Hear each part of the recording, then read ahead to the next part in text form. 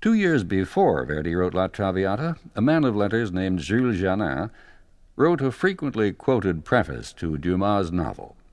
Janin had met Marie several times, and his preface is a loving portrait in words, amusingly overblown, but still more than supported by the words of others who knew her. After her death, the newspapers for weeks competed with phrases like miraculous beauty, indefinable but genuine air of chastity, instinctive refinement. No coarse expression ever passed her lips. All those words are strongly reinforced by a striking portrait in oil. With her long, dark ringlets, she's like the contemporary noblewomen painted by Ingres, but with a more mysterious charm. If today we smile a bit as we read Janin, it's well to remember that his words were widely enjoyed in Paris before Verdi wrote the opera. Janin writes, "She was a young and beautiful person who attracted, merely by her presence, a certain admiration mingled with deference. Just from watching her walk, one would have said, obviously, either a courtesan or a duchess." Farther on he writes, "Her beautiful face, oval and pale, matched the grace that emanated from her like an indescribable perfume." Once in a crowded theater lobby, after her mere entrance astonished everyone, she surprised both Janin and a young pianist named Franz Liszt, neither of whom had ever spoken to her before, by coming up to them familiarly and telling Liszt his playing had made her dream. As she talked, Liszt paid close attention, for she was a woman of wit, taste, and good sense.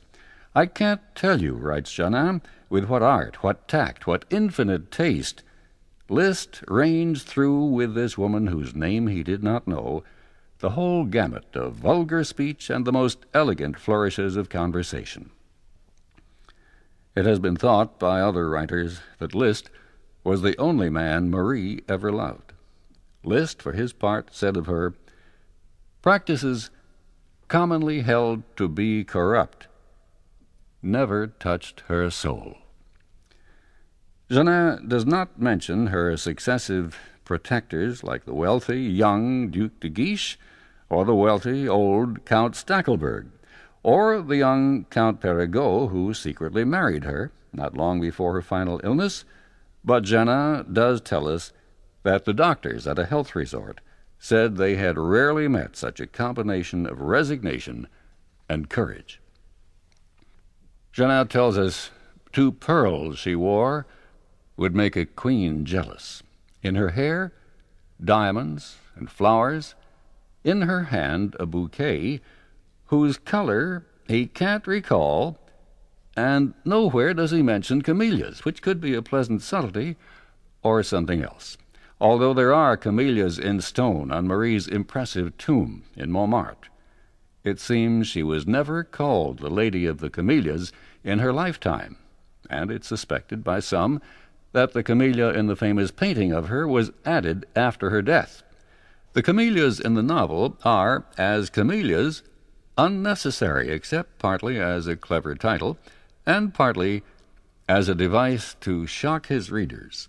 For in the novel, Dumas pretends not to know why Marguerite displays for her admirers red camellias, not white, for a few days every month. That detail, as we'll see, was quite easily changed in both play and opera, although some directors have silently placed a vase of red camellias on stage in the first act. But it's an example of just one kind of change in the transformations of the story. We are dealing, in truth, with 5 different heroines. There is the real Marie Duplessis, whom Dumas knew. There is the Marguerite Gautier of the novel, whom Dumas seems to make more vulgar than the real Marie. There is the Marguerite of the play, less vulgar than in the novel. There is the Violetta Valérie of the opera's libretto, not at all vulgar. And, as we'll hear in a moment, still another Violetta, the Violetta of Verdi's music. For Verdi gives us immediately, in the prelude to La Traviata, the most delicate portrait of all, before we've heard a single word of the opera. It begins